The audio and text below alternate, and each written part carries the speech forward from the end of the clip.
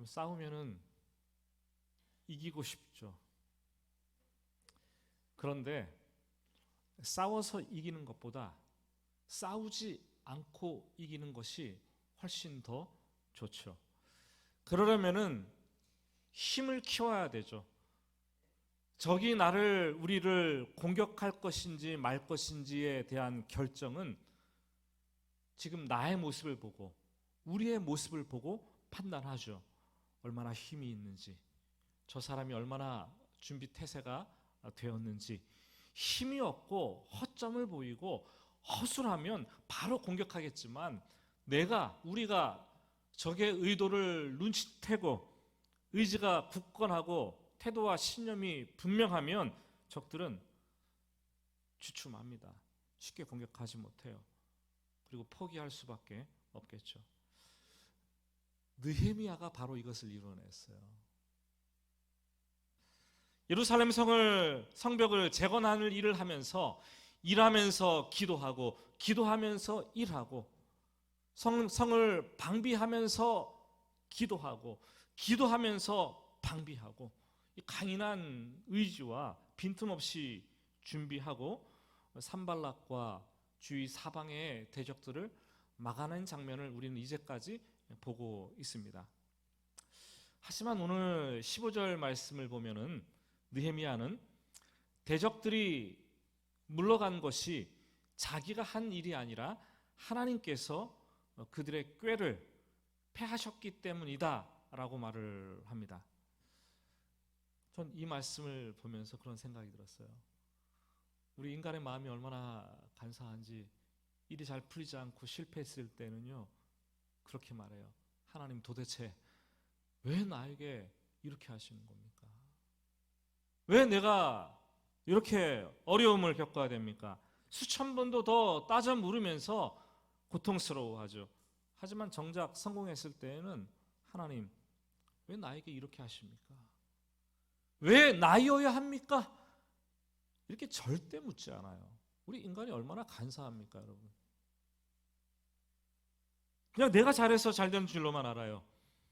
일이 잘 되고 성공했을 때, 성공적으로 마쳤을 때 내가 하나님을 생각할 수 있고 내 자신의 영광이 아니라 하나님의 영광을 드러낼 수 있다면 그 사람은 참으로 믿음이 있는 사람, 하나님을 경외하는 사람이라고 생각이 됩니다. 이스라엘 백성들은 위기를 뛰어넘어서 다시 성벽을 쌓기 시작합니다. 16절 말씀을 보시면 우리 같이 16절은 읽어보겠습니다. 그때로부터 내수아 사람들의 절반은 일하고 절반은 갑옷을 입고 창과 방패와 활을 가졌고 민장은 유다 온 족속이 뒤에 있었으며. 위기를 뛰어넘었는데 그때부터 더욱 철저히 대비를 합니다.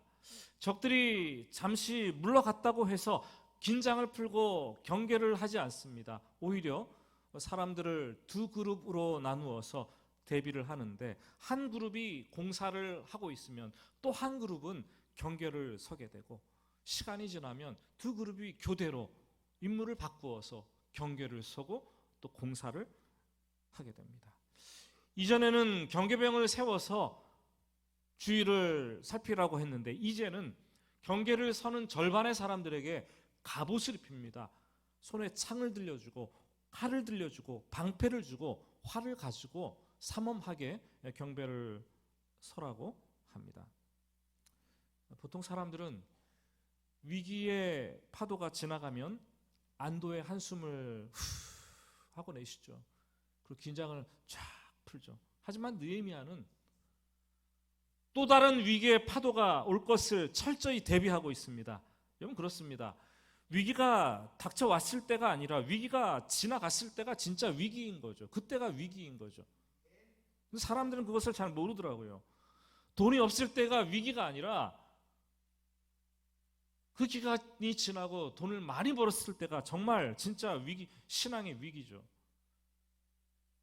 권력이 없을 때가 위기가 아니라 권력을 내 손에 움켜쥐었을 바로 그때가 내 인격의 위기인 거죠. 지금 우리나라는 20대 대통령으로 선출된 윤석열 당선인을 보고 있습니다. 대권을 손에 쥐게 되었죠. 그런데 대권을 손에 쥔 지금부터가 진짜 위기예요. 진짜 위기입니다. 우리 국민이 손에 이 쥐어준 권력을 겸손히 사용하고 이 분열되고 대립된 나라와 민족을 하나로 봉합해내고 이 어려운 경제적인 상황을, 실업의 상황을 잘 극복해내도록 온 국민이 마음 모아서 더 간절히 지금부터 기도를 해내야 된다라는 거죠. 지금부터가 더 위기라는 거예요. 분명한 것은 위기 뒤에 진짜 위기가 찾아오고 이제 끝났다, 뭔가 손에 이제는 다 잡았다, 이제는 먹고 살만하다, 성공했다라고 말하면 그때부터 다시 도래할 위기를 준비해야 된다는 것입니다. 바울도 고린도 교회 성도들에게 은사가 얼마나 출중했습니까? 신앙이 좋다고 얼마나 자부를 했습니까? 그런데 고린도 교회 성도들에게 그런 말을 했어요.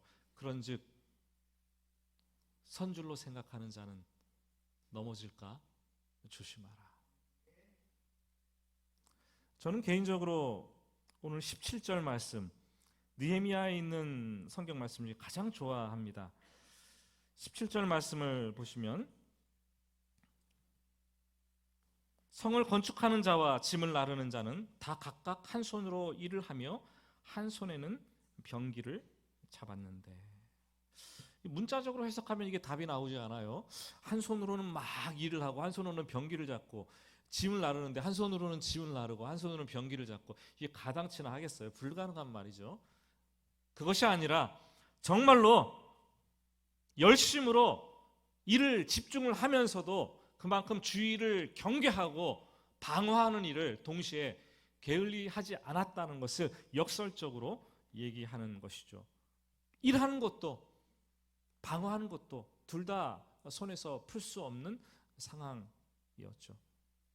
이 스위스 개혁교회의 그 유명한 신학자이자 목회자였던 칼 바르트가 유명한 말씀을 남겼어요. 어떤 말을 했냐면, 하나님의 말씀을 전하는 자들은 한 손에는 성경을, 한 손에는 신문을 들어야 한다라고 말을 했어요. 이것도 문자적으로 해석하면 안 되죠. 제가 한 손에는 성경을 들고 한 손에는 뭐 신문을 들고 와서 설교해야겠습니까? 불가능하잖아요. 이 말은 말씀과 삶을, 그리고 신앙과 사회를 균형 있게 바라보고 그것을 간파하고 말씀을 전하는 설교자가 되라는 역설입니다. 분명히 목회자에게는 하나님의 말씀을 가지고 우리가 사는 세상과 연결시키는 브리지가 되라는 책임을 하나님께서 주셨다고 생각을 합니다. 지금 목회자의 손들에는 성경이 다 들려 있어요. 어쩌면 뭐 수십 권 들려 있을 수도 있어요. 문제는 다른 한 손에 신문이 들려 있지 않다라는 거죠. 성도들의 삶을, 정황을 돌아보고 알아야겠죠. 세상이, 사회가 어떻게 돌아가는지 알아야겠죠. 현실을 볼 수 있어야겠죠. 그리고 이 말씀과 이 현실을 가지고 잘 이 매칭을 시켜서 하나님의 말씀이 삶의 현실 속으로 파고 들어가게 해야 되는 것이 목회자의 설교의 역할이 아니겠습니까, 여러분? 제가 전하는 말씀을 여러분들이 듣고 있는데 여러분들이 속으로, 야, 저건 목사님이 현실을 몰라도 어떻게 저렇게 모를까? 저거는 진짜 아니지. 이렇게 말한다면 두 가지 경우가 있을 거예요. 목사님, 제가 한 손에 성경만 들고 외치든가, 아니면 여러분들이 성경 말씀을 붙들려 하려고 하지 않든가, 둘 중에 하나일 거예요. 그런데 또 다른 문제는 오늘날 신문이라고 해서 다 같은 신문이 아니라는 거예요. 신문이 얼마나 많습니까? 근데 진보적인 신문도 많고 보수적인 신문도 많고 좀 중도적인 신문도 많고, 그것을 다 구별하자면 한도 끝도 없어요. 저는 신문을 볼 때 네이버 포털 사이트를 보면서 이렇게 보수적인 신문들을 한 곳에 몰아놓고 진보적인 신문들을 한 곳에 몰아놓고 이렇게 다 몰아놓습니다. 그리고 이쪽도 보고 이것도 보고. 근데 분명한 것은 한 똑같은 사건과 정황을 다루는데 관점이 어떻게 그렇게 틀리냐는 거죠. 달라도 너무나 다른 거예요. 이걸 보면 그런 것 같고, 이걸 보면 이런 것 같고. 참 어려운 시대에 우리가 살고 있어요. 그래서 우리는 진보와 보수로 분열되어서 대립하고, 대립이 극화되고 심화된 세상을 살아가고 있습니다. 관점과 해석에 따라서 너무나 다른 생각들을 가지고 있어요. 어느 한쪽으로 치우치지 않고 우리는 그 안에서 말씀이 가라는 데까지 가고, 말씀이 멈추라는 곳에 멈출 수 있는 신앙의 실력을 키워내야 된다라는 거죠. 구약 성경을 보면은 유독 하나님께서 말씀을 하시는데, 말씀을 지켜 행하되 좌로나 우로나 치우치지 말라, 이 말씀을 유독 많이 하시는 것을 볼 수 있어요. 지난주에 여호수아 설교를 하는데 새벽에도 그 말씀이 역시 나오더라고요. 중심을 잡으라는 거죠. 우리 신앙이 극도로 종교인이 되기 쉽습니다. 또 어떤 사람들은 예수를 믿는다고 하지만 극도로 현실에만 집착하는 현실 중심적인 신앙이 되기 쉬워요. 그런데 우리가 가야 할 길은 둘 사이를 비집고 들어가서 말씀이 가라는 길을 찾는 것, 그것이 우리가 걸어가야 될 소명이죠. 그 길은 종교인의 길도 아니고 세상의 길도 아니고, 복음 안에서 현실을 바라보면서 우리의 삶과 우리의 종교와 우리의 정치를 다 녹여내시면서 그 좁은 문, 좁은 길을 가셨던 예수님의 길, 그 길이 우리가 가야 될 길이 아니겠습니까, 여러분? 그리스도인 중에서 나는 이 편에 속했다, 나는 이 편에 속했다 말하는 것만큼 어리석은 사람들이 없어요, 여러분. 우리가 가야 될 길은 그 길이 아니라 좁은 길, 좁은 문으로 가는 거예요. 예수님께서 이 땅에 오셔서 로마에 반항하기 위해서 창칼을 들고 급진적으로 사역을 하셨습니까? 혁명당원이 되어서 공관들을 암살하고 시카리가 되어서 그런 일들을 해내셨습니까? 예수님께서 극우였던 종교인의 그 무리들 속에 들어가서 그들의 길만 걸어가셨습니까? 아니에요. 복음은 그런 게 아니에요. 복음을 들고 하나님의 말씀이 가라는 데까지 가고 그 사이를 비집고 들어가서 좁은 문, 좁은 길을 걸어가시지 않았습니까, 여러분? 오늘 이 시대에 그리스도인들이 그 길을 걸어가야 된다라고 하나님은 말씀을 하십니다. 그리스도인들이 신앙생활에 집중한다고 해서 현실을 외면해서도 안 세고, 현실에 너무 집중해서 하나님의 말씀을 외면해서도 안 되는 거죠. 내가 읽은 하나님의 말씀이 내 가정 속으로 파고 들어가야 되고, 내가 묵상한 하나님의 말씀이 내가 다니는 학교와 직장 속으로 파고 들어가야 되고, 하나님의 말씀이 세상 속으로 파고 들어가서 예수님이 가셨던 그 길을 가는 것이 우리가 걸어가야 될 길이고, 광신자가 아니라 참신자가, 현실에 뿌리박은 영성을 가진 참신자가 되는 길이 바로 그런 길입니다, 여러분. 한 사람도 예외 없이 이 성벽 공사에 참여를 하게 되는 것을 봅니다. 하지만 말씀을 보니까 딱 한 사람만 아무 일도 하지 않아요. 누굴까요, 여러분? 18절 마지막을 보시면 나팔 부는 자는 내 곁에 섰었느니라. 바로 나팔수입니다. 나팔수. 이 느헤미야는 나팔수를 항상 곁에 대동하고 다녔습니다. 나팔수가 하는 일이 무엇일까요? 나팔을 부는 일이에요. 그렇죠? 나팔을 불어서 위험을 알리는 일입니다. 당시 예루살렘 성에 인구가 희박하다고 했지만 10,000명 이상의 사람들이 거주하고 있었습니다. 예루살렘 성벽이 생각보다 커서 어디서부터 어떻게 적들이 쳐들어올지 가늠을 할 수 없었고, 적들이 한 곳에서 쳐들어온다면 다른 쪽에서는 알지 못하고 이 공사를 계속할 수밖에 없는 형국이 되겠죠. 그래서 나팔수가 이 만반의 준비태세를 갖추고 있다가 적들이 어느 한 곳에서 쳐들어오기라도 한다면 바로 위기 상황을 알리는 나팔을 뚜 하고 크게 부는 거예요. 그러면 20절 말씀처럼 어디에 있든지 나팔 소리를 듣고 한 군데로 모여와서 적들을 대항해야겠죠. 이 위기 상황이 되면 내 혼자 힘으로는 부족하다라는 거예요. 함께 모여야 된다라는 거죠. 그러면 즉시 흩어져서 일했던 사람들이 그 나팔 소리를 듣고 모여서 현장으로 돌아가서 함께 싸웠습니다. 사실 우리가 사는 세상을 보면은 저는 그런 생각을 해요. 그리스도인들보다 세상 사람들이 훨씬 더 잘 뭉쳐요. 무슨 일이 있으면 세상 사람들은 학연으로 똘똘 뭉칩니다. 지연으로 뭉치죠. 혈연으로 뭉칩니다. 그래서 그 일들을 쉽게 풀어내요. 그런데 요즘 우리 그리스도인들은 위기의 나팔이 불어도 잘 모이지 않아요. 위기의 순간에 나라를 위해서 기도하자 그래도 잘 기도하지 않아요. 그저 혼자 골방을 지키는데 너무 익숙합니다. 움직이지 않습니다. 뭐 저 개인적인 얘기지만 목사인 저는 제 자신이 가끔씩 상당히 부끄럽습니다.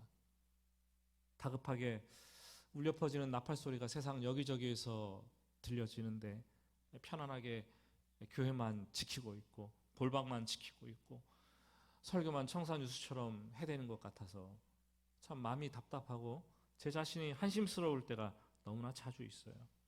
무조건 나팔 소리를 듣고 현장으로 달려가야 되는 것은 아니지만 또 그래서도 안 되겠지만 참 이런 현장들을 보면은 참 가슴이 아파요. 산불이 얼마나 많이 났습니까? 어떻게 해야 될까요? 우크라이나 러시아 전쟁을 보면서 우리가 어떻게 해야 될까요? 목사가 이래서 되나 교회가 이래서 되나 적잖은 고민에 자꾸 휩싸입니다. 아니 그런 일들은 고사하고 우리 성도님들이 부는 위기의 나팔 소리가 가끔 들려질 때가 있어요. 그때에도 망설일 때도 있고 내가 거기로 가야 되나 가지 않는 게 좋은가 계산을 할 때도 있고 참 제 자신을 보면서 제가 한심스러운 목회자라는 생각이 들 때가 참 여러 차례 있는 것을 느낍니다. 여러분들은 어떻습니까? 여러분들은 주위에서 수시때때로 울려 퍼지는 나팔 소리를 이렇게 들으면서 어떤 마음이 드십니까? 그 소리를 듣고 우리가 거기로 모여서 함께 갈 수만 있다면 오늘날 그리스도인과 교회는 세상으로부터 욕먹지 않을 거예요. 꼭 몸이 가야 되는 것은 아니겠죠. 우리의 마음이 가고 기도로 달려가고 물질로 달려가고 어떤 방식으로 우리가 그 나팔 소리를 듣고 달려간다면 되지 않을까라는 생각도 들어요. 한편으로 매주일 전하는 주일 설교 말씀이 영혼을 깨우는 나팔 소리가 되기를 소망합니다. 해오름교회 전체 공동체를 향해서 설교를 제가 하고 있지만 이 설교가 성도 한 분 한 분 오늘 말씀은 나에게 하는 말씀이구나, 나 들으라고 하는 말씀이구나 그런 생각이 든다면 저는 그렇게 기도해요.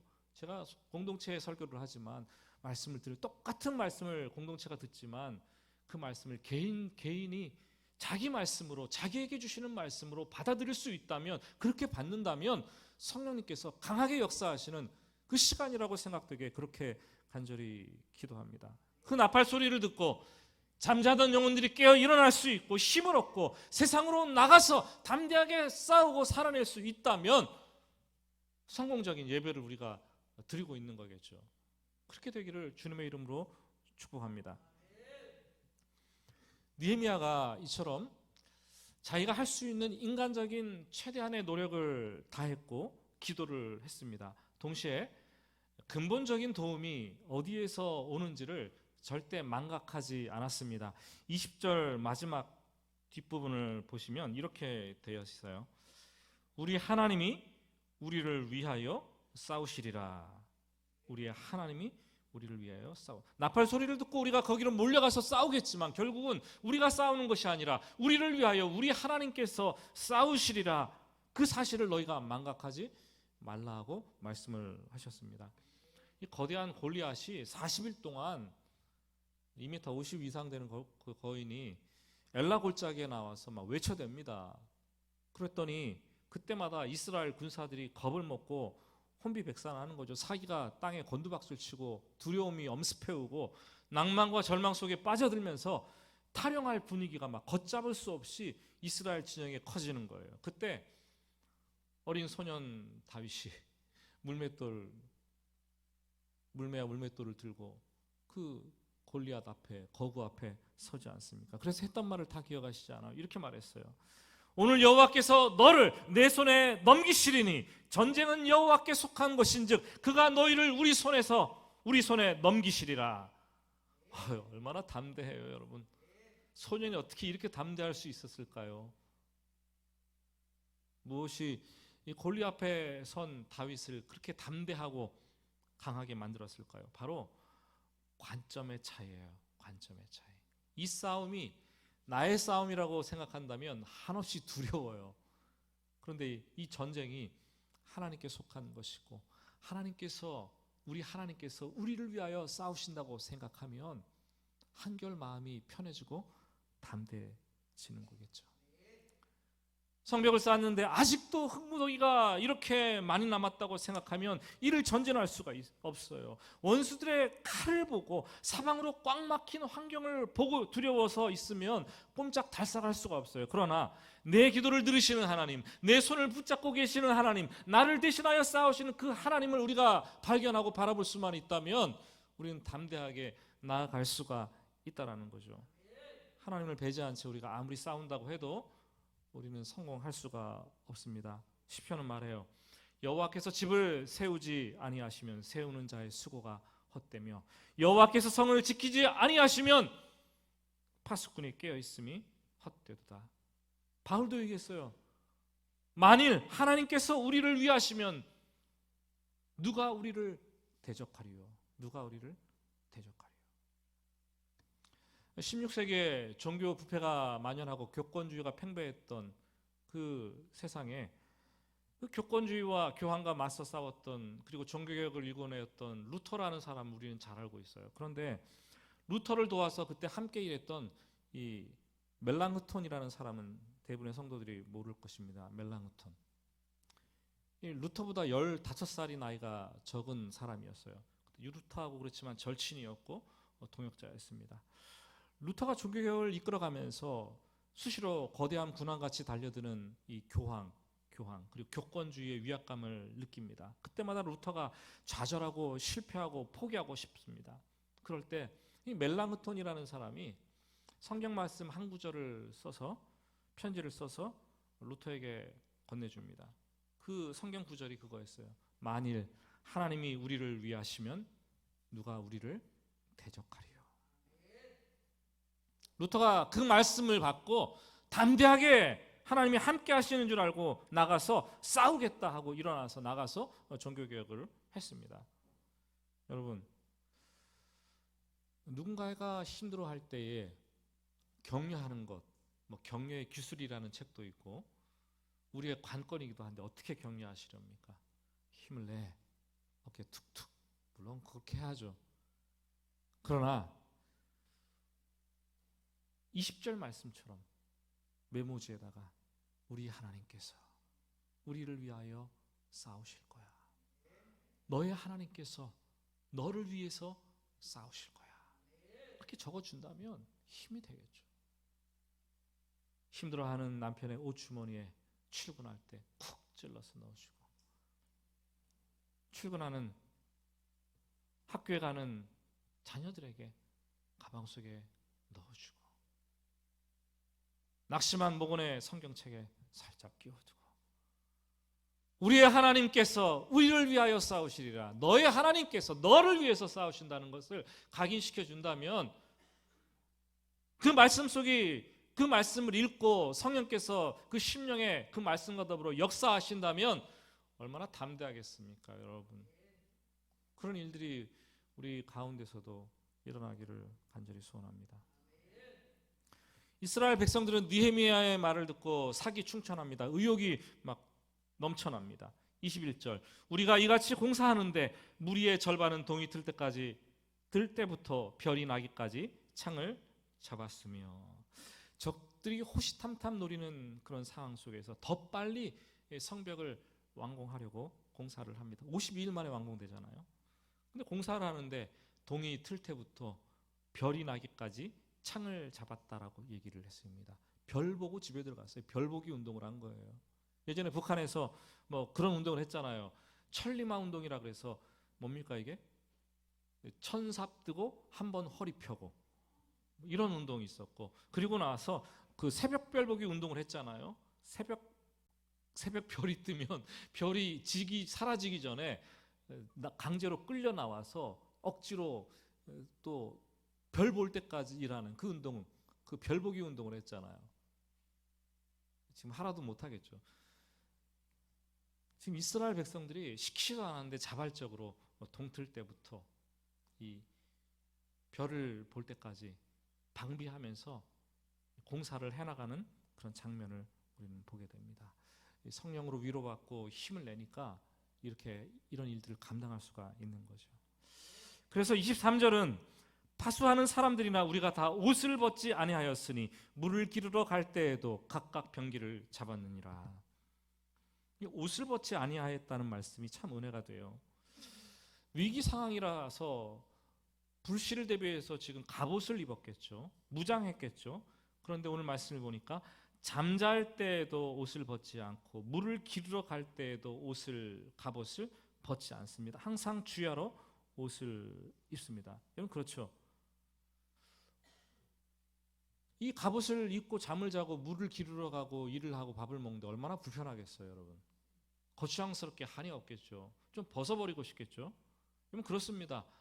우리도 지금 우리가 입은 옷을 훌훌 다 벗어버리고 너무나 이 옷이 무겁고 거추장스러워서 다 팽개쳐버리고 싶을 때가 있어요. 결혼이라는 옷 집어 던지고 싶을 때가 있고, 직장이라는 옷 벗어버리고 싶고, 가정을 책임져야 하는 가장이라는 옷, 교회를 섬겨야 하는 이 직분자의 옷, 하지만 힘들어도 이것을 벗어버릴 수 없죠. 벗어버리셔도 안 되겠죠. 그 옷을 입고 결혼 생활을 지켜내고, 그 옷을 입고 직장을, 사업장을 지켜내고, 그 옷을 입고 가장의 역할을 감당하고, 그 옷을 입고 직분자라서 교회를 충성스럽게 섬기는 일을 감당해야겠죠. 힘들지만 그렇게 할 때 하나님께서 힘 주시면 대적들이 틈을 타지 못하도록 감당하게 하실 줄로 믿습니다. 말씀을 믿습니다. 위기의 때에 느헤미야와 이스라엘 백성들은 더욱 하나님만 의지하고 기도하며 힘썼습니다. 분명 지금 우리 중에도 위기의 때를 지나가고 계시는 분들이 분명 있고, 내가 지금 위기다라고 생각되시는 분들이 있을 것입니다. 가정의 위기, 직장의 위기, 사업장의 위기, 인생의 위기. 여러분 그러나 두려워하지 마십시오. 갑옷이 무겁다고 버겁다고 벗어버리려고 하지 마십시오. 주님이 우리를 사랑하셔서 우리를 부르셔서 하나님의 자녀 삼아 주셨는데, 우리가 최선을 다해서 주님께 맡기고 기도하면서 주님께서 싸우실 것을 믿고 확신하고 담대하게 나가면 주님께서 싸워주시는 것이고, 주님께서 우리에게 승리를 주시겠다라고 우리에게 확신해서 말씀을 해주시는 거예요. 오늘 말씀은 그것이 핵심 요점입니다. 그럼 지지 말고 이깁시다. 담대합시다. 승리가 우리 것입니다. 그렇게 나아가게 되시기를 예수님의 이름으로 축복합니다. 우리 같이 오늘 말씀을 생각하면서 찬송 부르고 기도의 자리로 나아가겠습니다.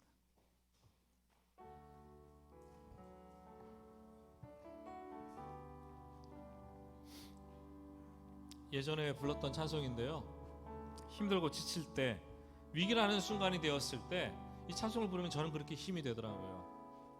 넘지 못할 산이 있거든 주님께 맡기세요. 같이 부르겠습니다.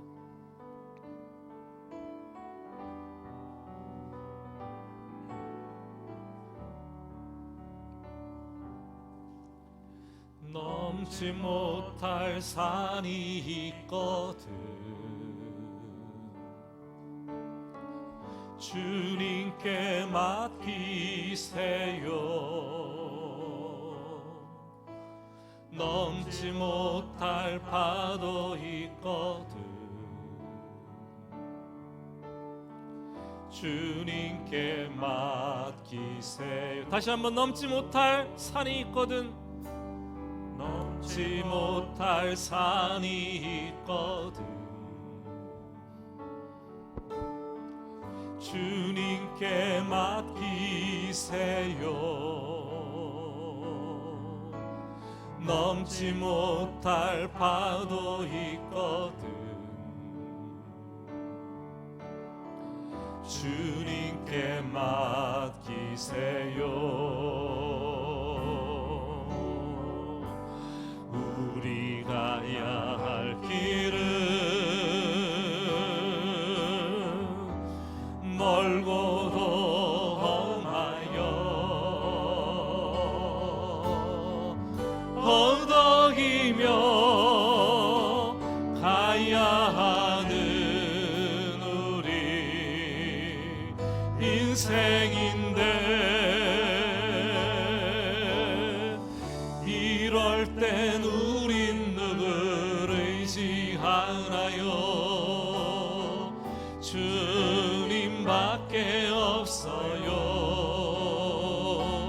나는 그 길 갈 수 없지만 주님이 대신 가요. 참지 못할 분노 있거든. 참지 못할 분노 있거든.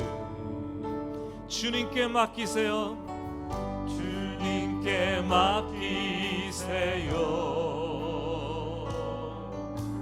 참지 못할 슬픔 있거든. 우리 주님께 맡깁시다. 주님께 맡기세요. 우리 가야 할 길이 정말 눈물의 골짜기고 멀고 험하지만 주님께서 함께 하신다고 말씀하십니다.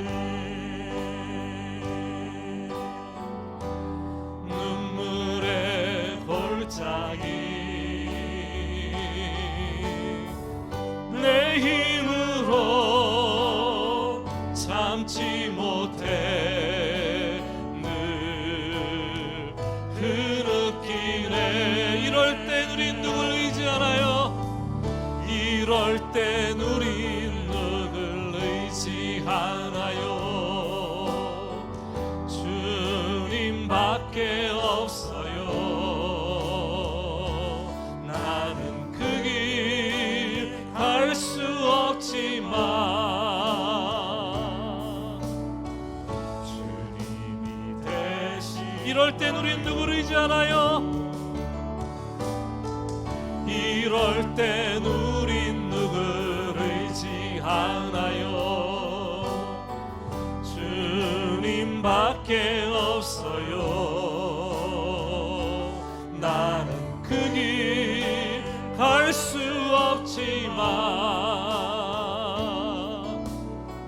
주님이 대신 가요. 우리 같이 기도합니다. 지금 위기의 순간이라고 생각되십니까?